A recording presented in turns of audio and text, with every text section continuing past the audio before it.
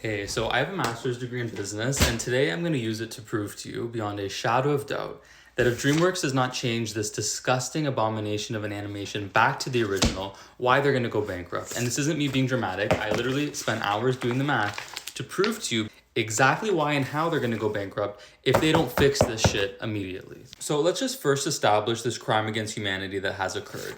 This is Fiona's face. I don't know who this person is. That is not Fiona. Some people have been saying that she looks like Ash Trevino, and honestly, now I can't unsee it. That's number one. Number two, you gotta give the girl some teeth. Where are her teeth? Fix her. I don't know who this person is. That is not Fiona. The next problem is Zendaya's character, Felicia, who is one of the triplets. At least I hope there's gonna be triplets in this movie. Looks exactly like Gabby Hanna. That was an interesting choice. And then did we really need to age up Donkey by 900 years? He looks like he's on the verge of death. And then I'm like, who does he look like? He literally looks like Scott Disick after he did Ozempic. And then I'm like, you know who else he looks like? He looks like Cusco after he was turned into a llama. So fix him and change him back. And then of course, this is Shrek's face. This is not Shrek. This is an imposter. Change him back. If you cannot tell the difference between this face and this face, you may not have good facial recognition. This is Shrek.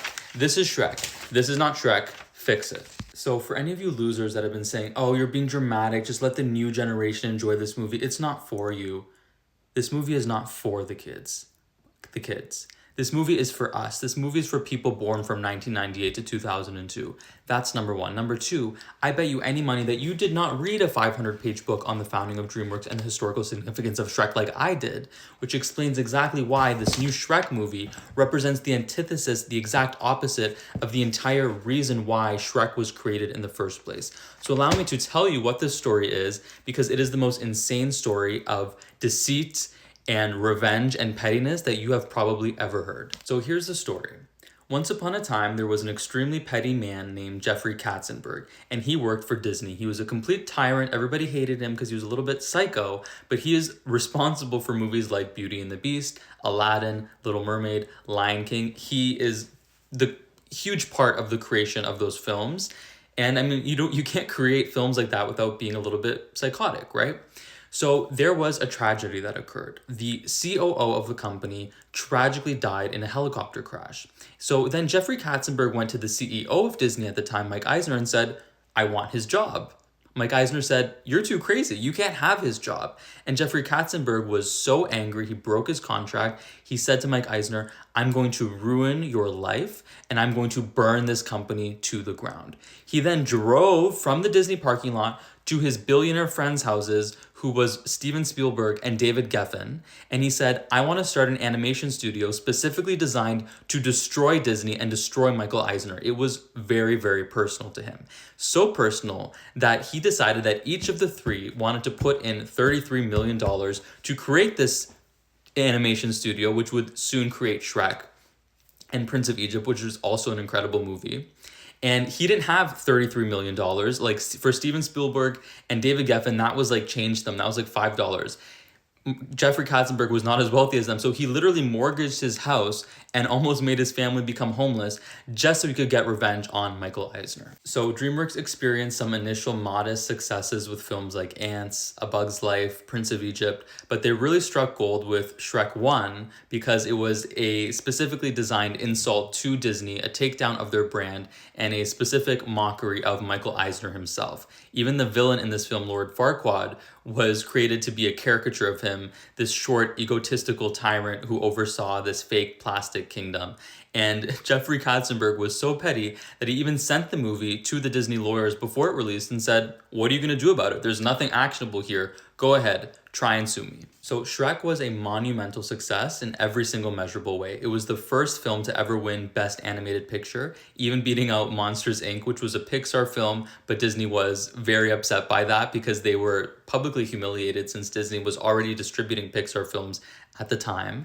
And at this time, Disney really did struggle in the animation department to the point that Jeffrey Katzenberg actually had the last laugh because Disney was forced to fire Michael Eisner because they were performing so poorly and continuously losing to all of the incredible films that DreamWorks was creating. How to Train Your Dragon, Madagascar, all of those. So that was an incredibly short version of the history of Shrek, but once you understand the founder and the very strong emotional weight that he put behind creating it, we can sort of understand the significance of Shrek 5 becoming really what it once made fun of. This reductive, standardized, really lazy animation style, which is making me nervous for the story as well. And we can see the thumbprint of Illumination all over it. And when we understand as well, like the director of this movie did Trolls 1, Trolls 2, Trolls 3, Trolls 4, Trolls 5, and Sausage Party, by the way, which was very interesting. That's why I'm so worried for this movie, because I'm worried it's becoming the very thing that it was originally poking fun at. So let's talk financials for a second so I can explain to you guys why DreamWorks is at risk of going bankrupt and why I'm not being dramatic. It's a literal fact. So if we look at the collective intellectual property that DreamWorks owns, which is all of the characters and movies that Comcast basically purchased, which is a subsidiary of NBC, Shrek is the entire portfolio and the entire financial support system of that collective intellectual property. So for example, Shrek is DreamWorks Animation's biggest franchise, grossing over $4 billion worldwide, and all 4 Shrek movies account for all of the highest grossing films at the US box office of all of the DreamWorks movies. So according to my research, DreamWorks is investing $200 million into Shrek 5. In other words, they need to gross over $500 million just to break even. If Shrek 5 makes anything under $400 million, it will result in tens of millions of dollars worth of loss. You might be wondering why that is. It's because $200 million just accounts for the production budget to make the animated film. And then usually films spend just as much money on marketing the film, bringing it to $400-500 million in total cost. So in other words, this movie needs to be an absolute massive mega blockbuster hit just for them to break even. And if they want to turn a profit, it needs to even go exponentially past that. And this would not be the first time that DreamWorks experienced a significant loss. There was a film called Rise of the Guardians, which performed so poorly, which was actually very tragic because it's an incredible movie, but for whatever reason, people didn't go to see it.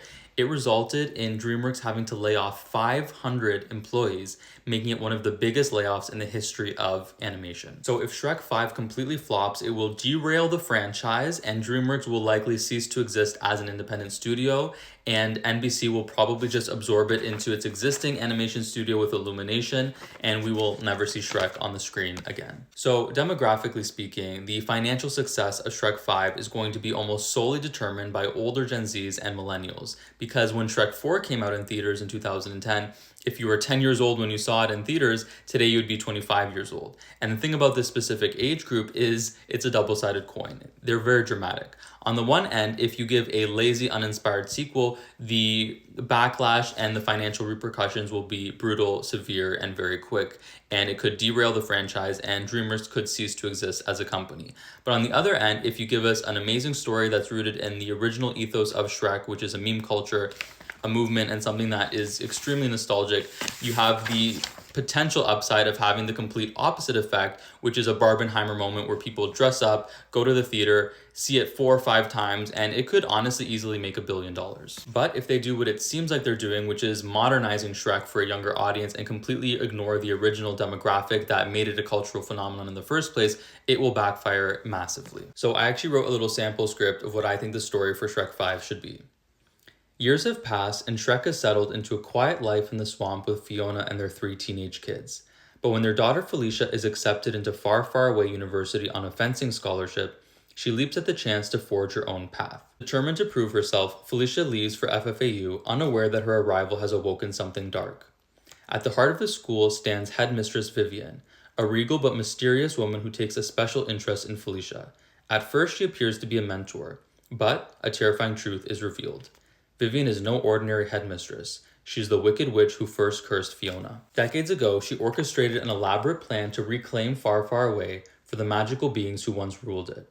But before she could succeed, she was defeated and cast into exile. When Shrek and Fiona killed her daughter, the fairy godmother, they didn't just save themselves. They sealed Vivian's fate, trapping her in a decayed realm where her magic withered for years, until now.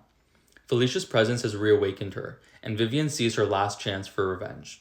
To resurrect her daughter and finish what was started long ago, she must kill Felicia and drain her royal bloodline forever. I think it could add some really interesting lore to the Shrek universe while feeling the presence of the fairy godmother throughout the film because she is so iconic, while avoiding making it feel like this cheap revival of an iconic villain.